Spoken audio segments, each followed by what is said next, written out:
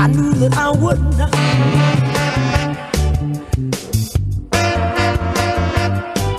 Video ng mga nagpipiknik na baboy, trending. Parang napanood ko yan.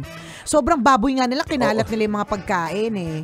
Ako sa sobrang baboy, na-skandalo nadala sa presinto, nahuli ng mga tunay na asawa. Ayan na nga, ang baboy nila. Ano ba, yung bang kababuyan? Ay, hindi, iba. Ano? Baboy talaga. Baboy. Akala ko hindi yung mga gawaing baboy. Akala ko yung hindi mga yung kababuyan. Hindi ganoon. Hindi, okay, sige. Ito cute na kababuyan ito. Kasi mga baboy talaga yung nagpipiknik sila? Naliligo, nag-outing. Sabi nga ng mga nagko-comment doon, buti pa yung mga baboy natutuloy yung outing. Sana all natutuloy ang outing. Diba? Ang cute nila. Alam mo yung parang talagang customized ito for them. Yung paliguan ng mga baboy and may diving board.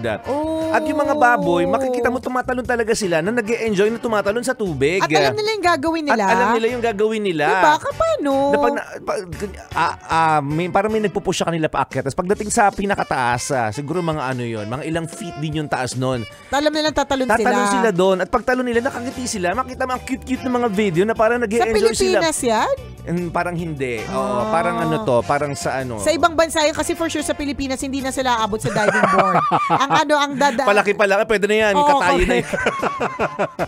Ang abot nila kawayan. Hindi sila abot sa diving board. Oo nga. Ayun din, kaya din siya nag-trending kasi ganun din yung mga comment ng mga tao. Na parang, ay, ang cute nilang tingnan, tas kakatayin mo lang. Kawawa naman. Diba? Pinangingiti mo siya ngayon para masaya siya, diba? Yung mga huling sandali niya bago siya naging adobo, diba? At least man lang masaya siya. Namatay siyang masaya. O nakaranas ng kasiyahan kahit papano. Nakaramdam ng kaunting ligaya. Pero doon mo talaga marirealize, no? Isipin mo kahit mga hayop pa, makikita mong masaya sila eh. Ang galing. Sa ginagawa nila. Sobrang ganda ng creation ni God. Totoo. Nakaka-amaze talaga ng bonggang-bongga. Na malulungkot ka rin pag alam mong nasasaktan sila.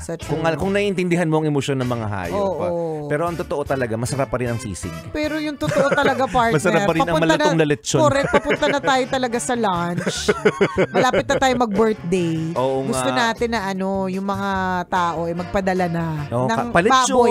Baboy talaga yung, kahit na anong balita mo ba, partner, kumakain pa rin talaga ako ng ng kagdaretang Gusto ko pa rin ng pork. Tsaka samgyupsal is life pa rin. Sorry na mga baboy ha. Sorry na mga baboy. Nakukitan kami sa inyo pero nakahain na kasi yung katawan nyo. Nagiging marupok kami.